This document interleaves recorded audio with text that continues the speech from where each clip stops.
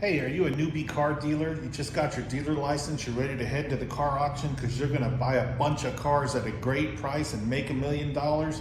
Let me tell you, you're probably quite wrong. If you're buying newer cars, maybe recent repos, things like that, that people overpaid for, that are 2, 3, 4-year-old cars, you may do okay at the auction. But if you're running a buy here, pay here, selling lower end cars, let me tell you, the dealer auction is not the place to go. My name's Tom. I own a small dealership in Fate, Texas. I buy less than half of my cars at the dealer auction. I sell cars from $4,000 to $6,000, and I make on average $1,500 a car. If you want to see how I do it, watch my video. Have a great day. Let's get to it.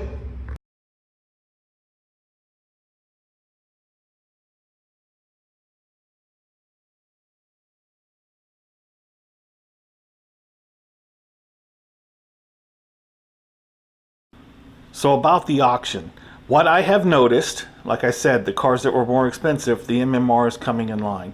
But the cheap cars, the cars that used to sell for $800, $1,200, $1,500, even sometimes $2,000, they are way over market value.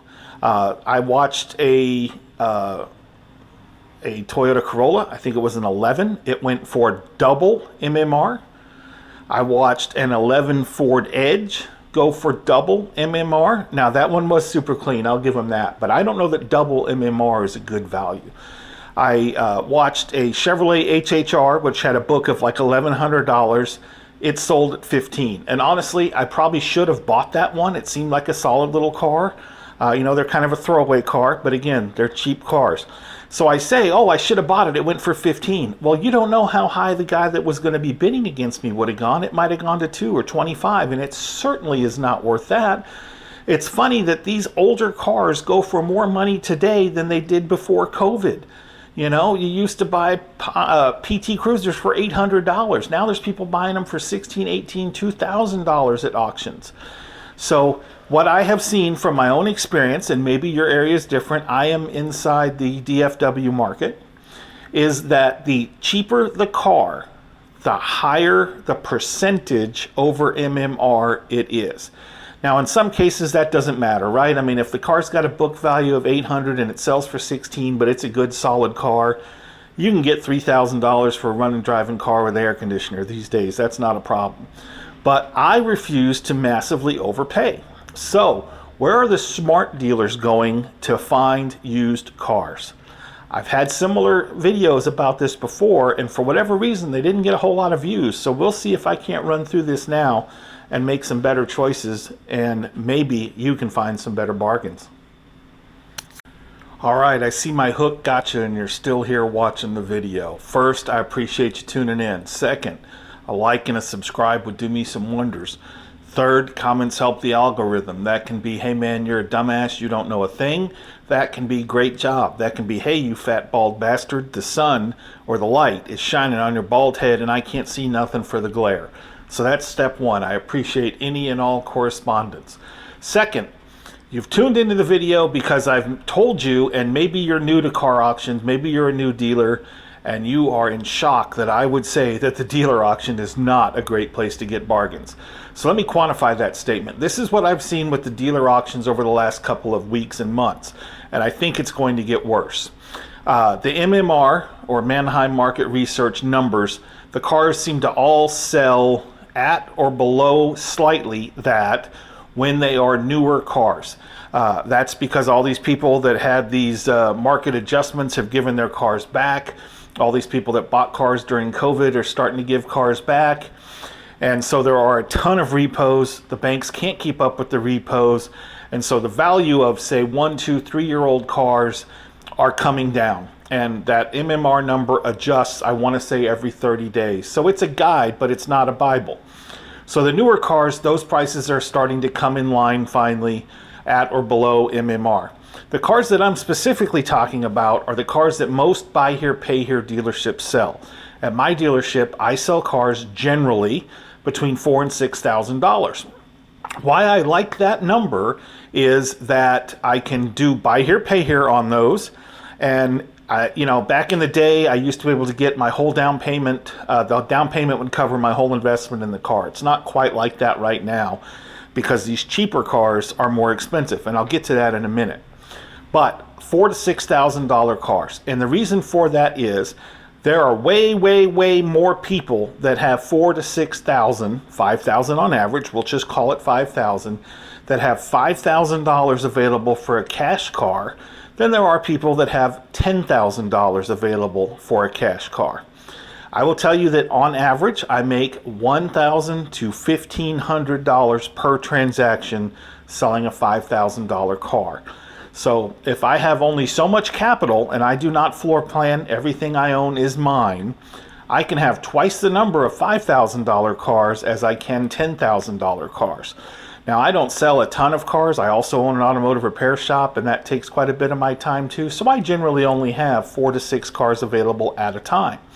But I don't have a ton of money tied up in inventory sitting outside. And again, when I post a car for sale, it is gone like that, usually under a week, because there are so many people looking for good, affordable $5,000 cars.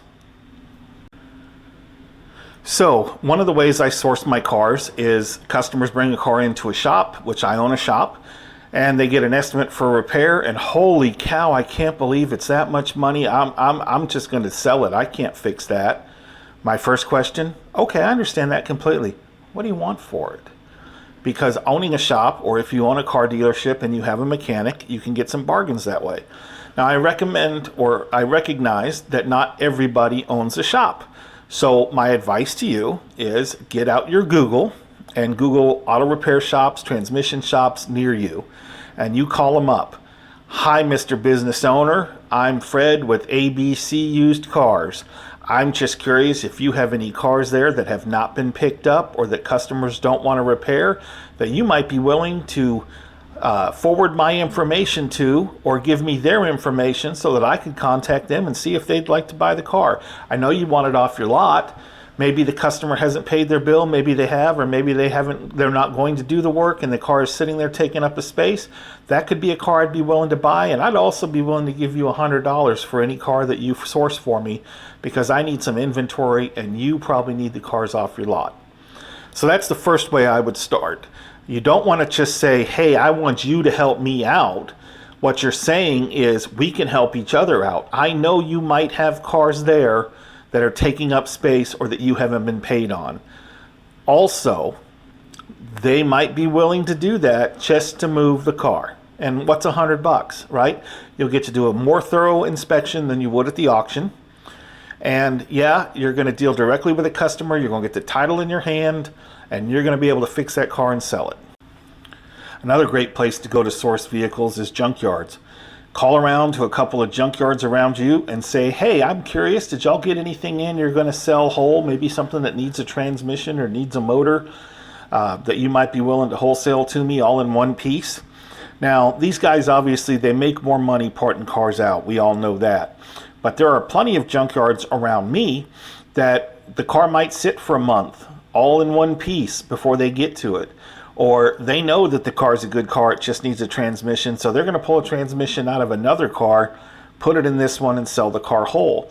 A lot of these junkyards actually have a dealer license, so call around. You may be able to wholesale some cars that need some work and have your guy at your shop fix it, and you'll get a good deal.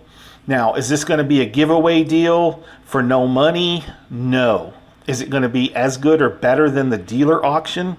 In many cases, it will be. And what does it take you? You have some downtime, you have Google, start dialing. And if you really are ambitious, take an afternoon and drive to 5 or 6 of them, leave a business card, talk to some people. I hate cold calling. I used to be a sales guy. I feel like it's kind of a waste. It's a needle in a haystack. You go, you stop, you talk, you drop a card, nobody gives a shit, the card goes in the trash. But it takes one, and it becomes worth it. The best example I have of that is the guy that owns the inspection station near me here in Fate, Texas. I met him because he came around and said, do y'all do state inspections? No, I don't. Well, here's my card. I do state inspections. It's in and out in 10 minutes or less. I can take care of your customers' cars if you bring their insurance when you're done the repair. I can do your car lot cars, whatever you want. I now exclusively use that guy and recommend him to anybody that will listen. He's a great guy. He's a small business owner, and it is all because he drove in my lot, knocked on my door, handed me a card, and told me what he was doing. So consider doing that to source cars as well. Now, I know I haven't given you any rocket science information, but here's another way that I source cars. On the back of my business card, it says we buy cars. It says we buy cars that need work. We buy cars without titles. So if I'm driving down the street, the road, the highway, and I see a car that looks good on the side of the road, I know it's broke down. So if it's safe, I'm going to get off. I'm going to stick my business card under their windshield wiper. Now, you might think this is a long shot, but you would not believe the number of cars I have bought on the side of the road. Basically just telling the person, sure, I'll meet you there at X time, have your title, and I'll get it towed away. So don't discount taking that minute to stop and put a card underneath a car that looks like it might be for sale. Likewise, if you pass a car in your neighborhood that's always sitting in the same spot that's on 4 flat tires, don't be afraid to knock on that person's door and go, hey, I buy cars. Is that going to be a car that you're going to be fixing up, or are you going to be selling that car? Because you can get a bargain that way as well. All right, here's another one people don't think about doing, but I have it on my website. I advertise it, and that is consignment sales. The upside about consignment sales is, yeah, you're not going to make as much money, but you also have zero capital investment in the deal.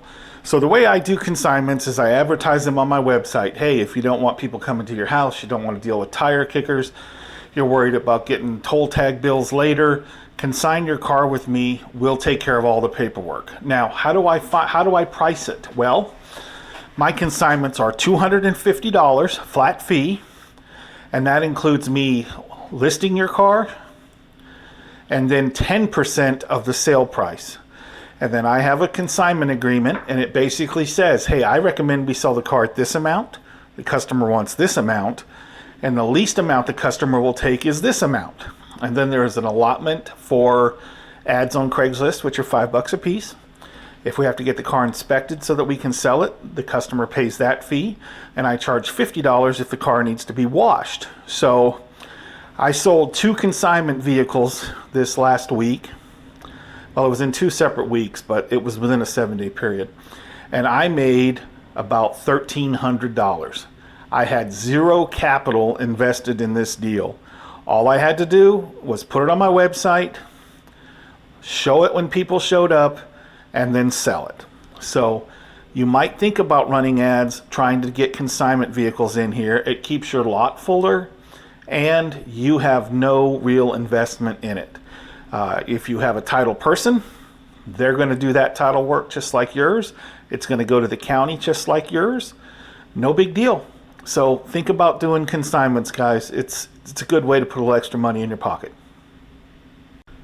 Okay, here's another great way to source vehicles, and that is to be a consumer.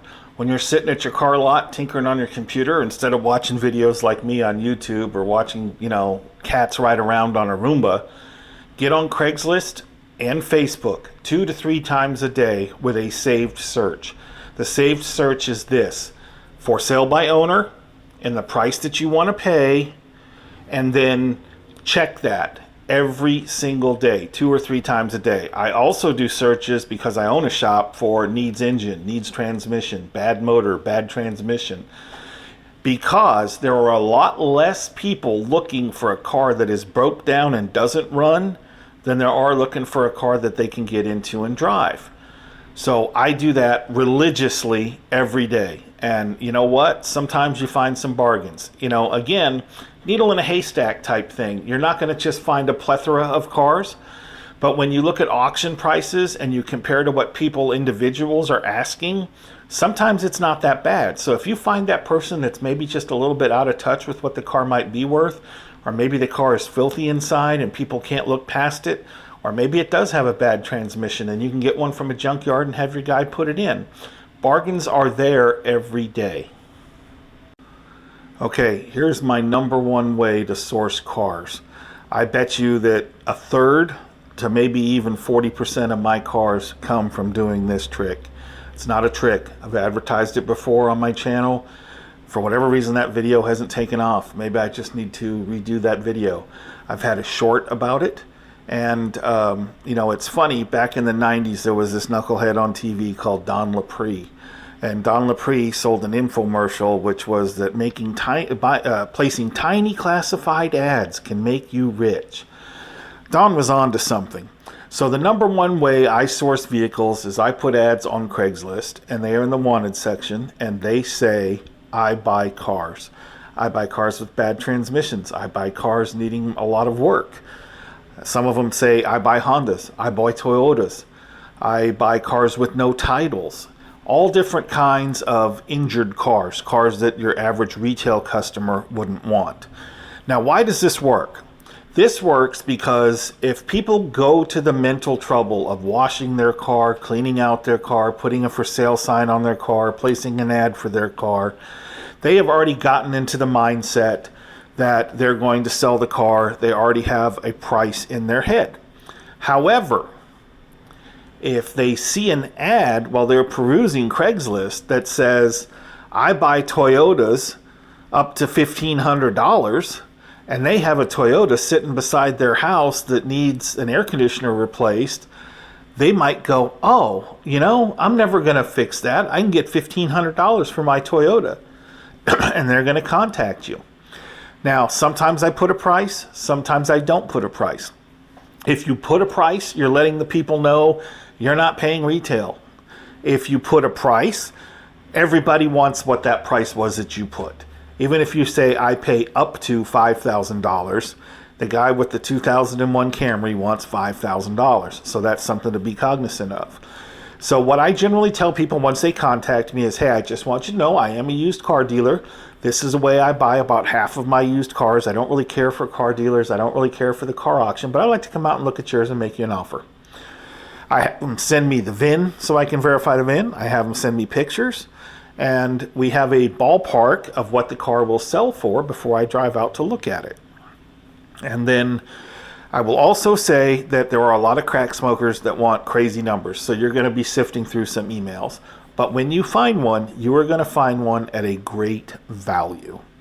Another thing that I do, if you heard when I was listing what some of my ads were, is I buy no title cars. So obviously I have to check the cars to make sure that they're not stolen. There is very few people that buy no title cars, so I do.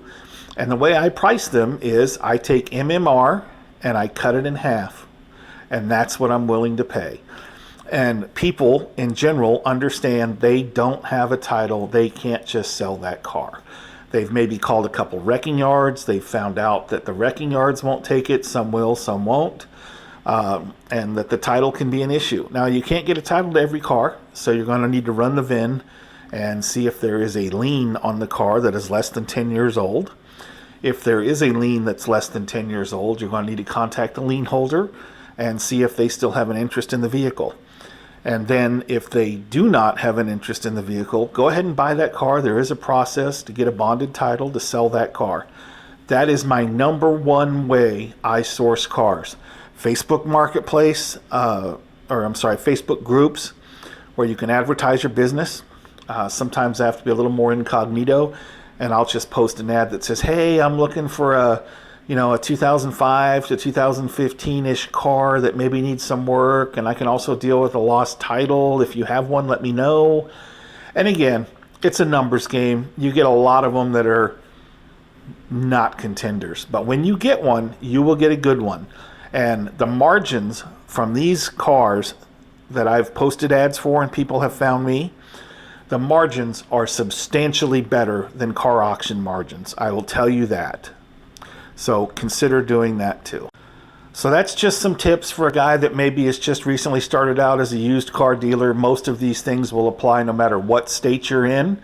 The bonded title process, if you're going to go that route, will be different from state to state, and some states don't do it at all. And it does take some time, so you need to think of that. But don't just think going to the dealer auction is the way to go.